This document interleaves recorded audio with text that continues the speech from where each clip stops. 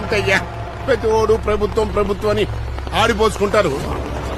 అసలు ఓటేసేవాడు క్యాండిడేట్ గురించి ఏం ఆలోచిస్తున్నాడు? ఆడు మన కులం కూడా కాదా, మన సంఘం కూడా కాదా, మన మీద ఏదైనా పోలీస్ కేసు వస్తే కాపాడతాడా లేదా అని ఆలోచించి ఓటేస్తున్నాడే తప్ప ఆడి వ్యక్తిత్వం గురించి ఎవరన్నా ఆలోచిస్తున్నాడా? అంతెందుకు, ఆడు ఎమ్మెల్యే అయిన తర్వాత మర్నాడు నుంచి ఆడి ఇంటి ముందు పెద్ద క్యూ. ఒకడేమో ఆడి బామ్మర్కి ట్రాన్స్ఫర్ కావాలంటాడు, ఒకడేమో గ్యాస్ ఏజెన్సీ కావాలంటాడు, ఒకడేమో సెటిల్మెంట్ అంటాడు, ఒకడేమో పిల్లకి స్కూల్లో సీట్ అంటాడే గాని మా నియోజకవర్గంలో ఉన్నటువంటి అసౌకర్యాలు ఇవి అని ఒక లిస్టు రాసి ఎమ్మెల్యే చేతిలో పెట్టే వాళ్ళు ఎంతమంది ఉన్నారయ్యా? అంతెందుకు, కూల్ డ్రింక్ షాప్కి వెళ్ళి కూల్ డ్రింక్ తాగు రూపాయి ఎక్కువ వేస్తాడు.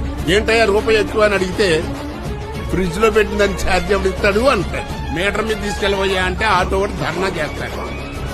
రోజు టీవీలో చూడాలా ఈ రాజకీయ నాయకులు చర్చలు. ఏం చేయమంటారు సార్? ఓ మొత్తం నియోజకవర్గంలో గెలవాలంటే 10 కోట్లు అవుతుంది అంటున్నారు, ఓడిపోయినాడు 6 కోట్లు అంటున్నాడు. అంటే దాని అర్థం ఏంటి? ఈ 10, 6, 16 కోట్లు మీ ప్రజలే తిన్నారా అని చెప్తున్నారు. ఏంటిది అని ఎవ్వరు అడగరే. కాబట్టి నాన్న, దీనివల్ల నీతి వాక్యం ఏం తెలిసింది? స్వార్థపరుణ్ణి పరిపాలించాలి అంటే ఆడికంటే పరమ స్వార్థపరుడే కరెక్టు అని.